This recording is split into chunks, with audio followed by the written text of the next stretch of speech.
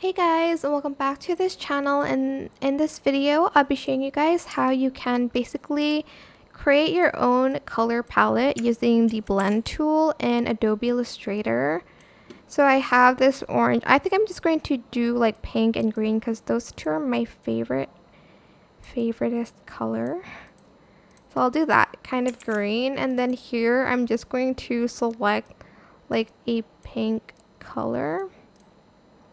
Select both, go to object. Oh, okay, this is not, okay, there we go. Select object and then select blend and then make. And then here it's going to be like this, but go to object, blend, go to blend options, specified steps, and you're going to select maybe like around 4 or 3 maybe. And then press OK, and it'll give you this color palette that you can use. I'm just going to select object, and I'm going to select expand.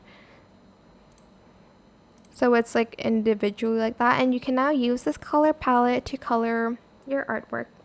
That is it. I hope this tutorial was helpful for you guys. Don't forget to like, comment, share.